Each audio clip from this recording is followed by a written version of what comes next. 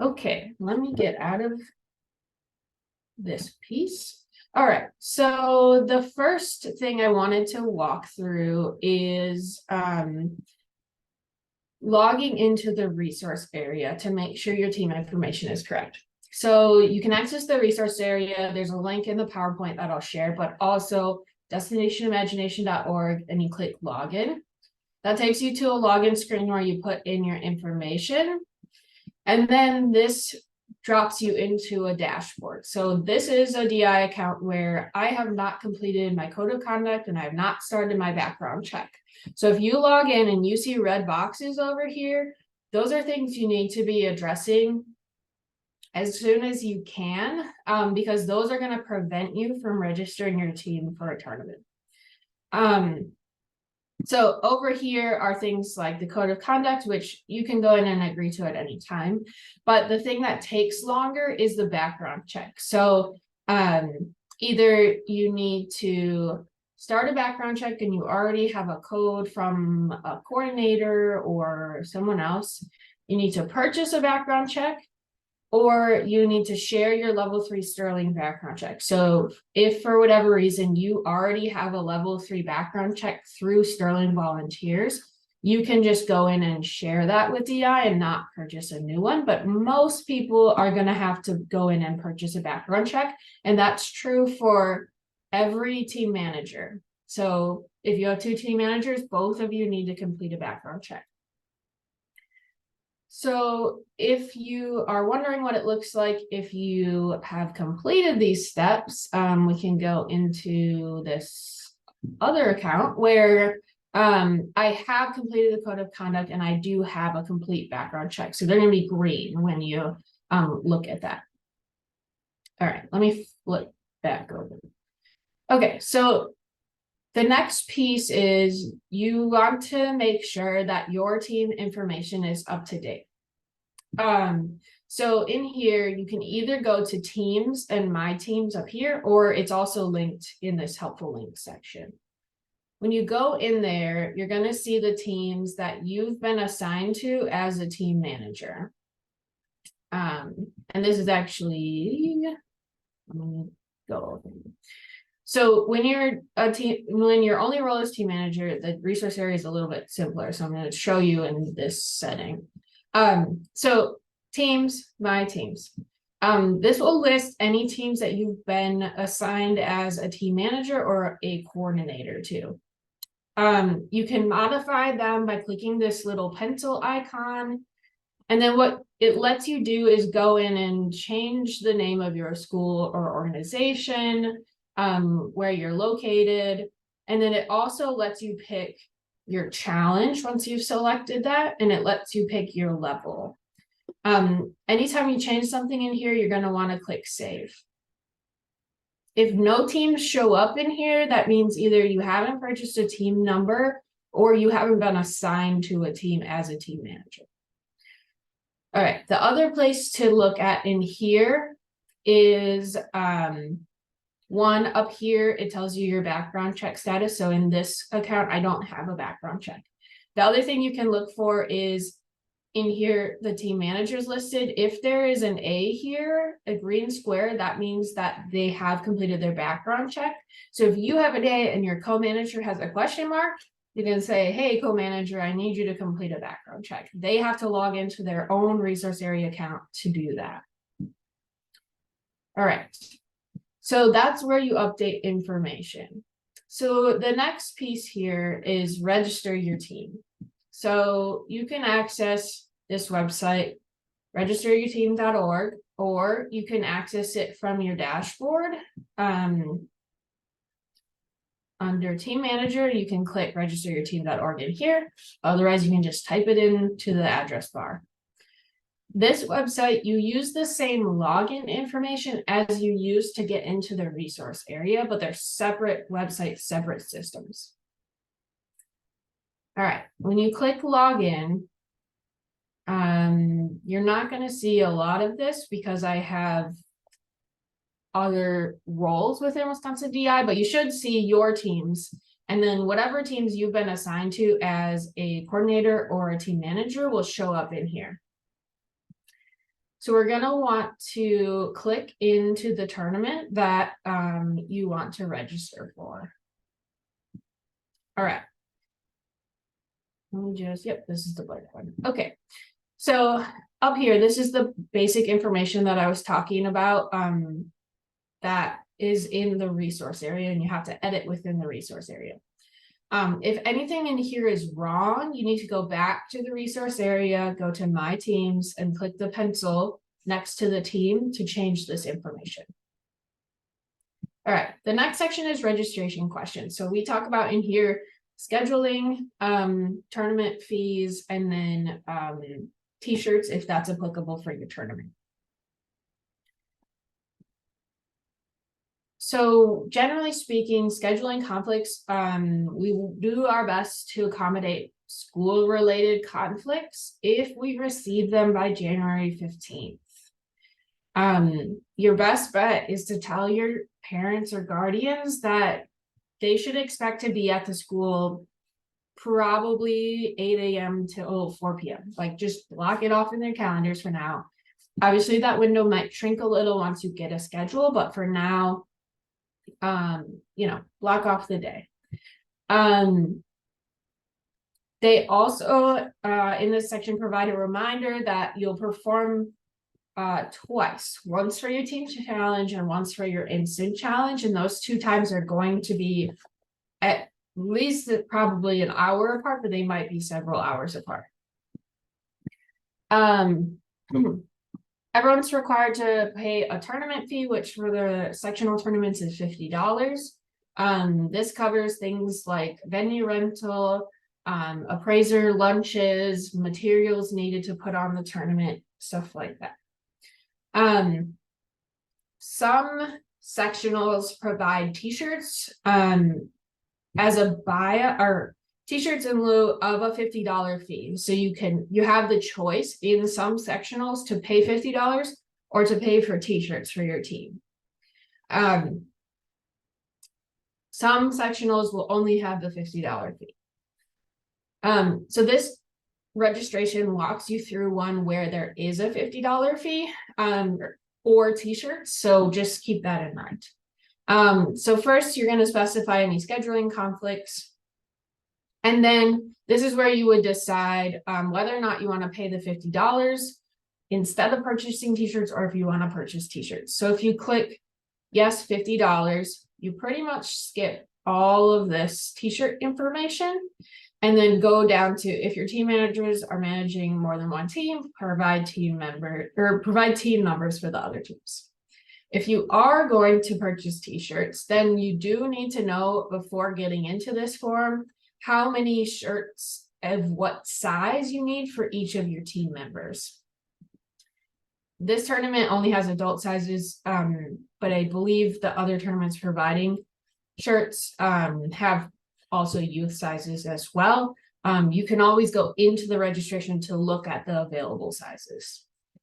So let's say I need 2 adult smalls, 3 mediums, and 3 adult larges to cover my team and myself as the team manager.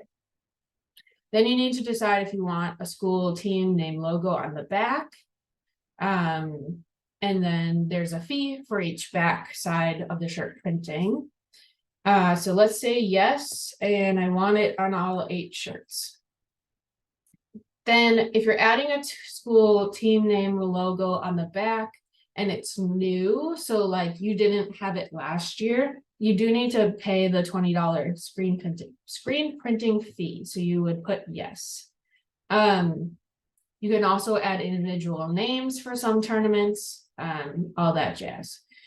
So then these are questions that every team is going to have to answer. So if your team managers are managing more than one team, provide the team numbers for the other teams. So let's say I'm managing an engineering team and I'm managing a fine arts team, and this is the registration for the engineering team. I'm going to put the team number of my fine arts team in this box so that the regional directors or the sectional tournament committee can plan to not schedule those teams at the same time. Same thing, if any of your team members are participating on more than one team, list the team numbers. And then it's going to ask about any accommodations. So these are things like if you need wheelchair ramp access, or you have someone who is neurodivergent and might need some accommodations or understanding from the appraisal team. Those sorts of things can all go in here. Any food allergies that you are aware of, and any non-food allergies that you're aware of. Once you've entered all this information, you're going to click Submit Answers. And then that's going to mark this section as complete. You can go back and edit it later, but I would submit your answers to save them and then go back and edit later if you need to. But this section, once it's green, then you should be good to go, as long as the information is correct. The next piece in here is team managers. So this is where you as the team manager would fill out paperwork. And also, if you have a co-manager, they would show up here. So if you go in and you need to add or change your managers, this is going to send you back to the resources area where you can add a second team manager. Once you're in here, you do need to fill out paperwork. So when you click in fill out paperwork, it's going to show you the volunteer code of conduct, the liability release, PIN creation guidelines, and a photo release should also be in here. And then you check to indicate you are the person that's listed at the top and that you agree to all of the things in these releases. And then you click submit. All right, so then when we scroll down, it says my paperwork is complete. And if I'm the only manager, then you can click everyone here, mark section complete. And then that will turn that section green as well. The next piece in here that you need to complete is team members. So this is where you're going to click add team members. And then you copy this link either by right-clicking, copy link address. And then you can send that out to all of your parents and guardians. It's the same link for every parent and guardian. Just send it out an email and say, hey, I need you to fill this out by, I don't know, next week. So this is what they will see. So this takes them specifically to your team's registration form. And then they're going to put in information about their child. So first and last name, birth date, current grade, pronouns, put in their information, an address, a phone, health concerns or allergies, emergency contact phone. They also get to describe accommodations, food allergies, non-food allergies, and then pretty much anything that's bolded is going to be required on this form. So just let parents know if they're running into an issue. So then the parents or guardians need to consent to medical, photo release, liability, all that jazz. So they can read through this consent form, and then they are going to click to indicate that you're a parent or guardian of the participant, and then they're going to click submit. The other option for this form is that if you as the team manager have a team member who like the parents aren't going to be able to access an online form, you can also download the form and have them complete it. And then you, as the team manager, can take this registration form and enter it on their behalf. So if you've been entering on their behalf in this form, then you would click check here to indicate you're filling out this form from a signed printed version of the form. Then you're going to click submit. And then it's not going to let me submit because I didn't fill it out. But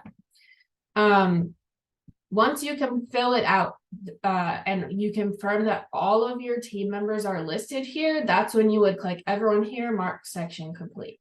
So these are not going to populate until your parents or guardians have completed the forms. The next section is appraiser volunteers. Each team is required to provide one appraiser volunteer, and there's more details in here if you need more information. So what you're going to do is click add appraisers, and then you're going to send your appraiser this direct link. This connects them automatically to their team. So your team should only be assigned to one team tournament. So only one tournament should show up. So you're going to choose tournament, and then they're going to be forced to log in, but because I'm already logged in to register your team, it just pushes me into the sign up form. So then it's going to enter information related to phone number, if they have any children on teams, their real world occupation, experience as a team member, team manager experience, all that jazz. And then it asks them to rate like their interest level in different things. So whether they are interested in scoring like technical or scientific things, or more theatrical fine arts things. And then different roles, it provides details about each role, and they can rate whether or not they'd be interested in something like that. They also are asked to rate what challenges they're interested in. So generally speaking, people will rate, you know, they're very interested in engineering and they're somewhat interested in the technical challenge, and, you know, maybe fine arts, they're just neutral on. Some tournaments do provide appraisers with t-shirts, so they would enter their t-shirt size. They would confirm that they're over 18 and out of high school, provide any accommodations, any food or dietary restrictions, and then they would complete the code of conduct, the photo release, the liability release, and pin creation. And then they would click here and click submit, but I didn't fill this out, so it's not going to let me submit. So they would click submit. Once they've submitted their information, then they will show up here, and then you'll have the opportunity to mark the section as complete. Same thing for support volunteers. So you would send your support volunteer the direct link to your team.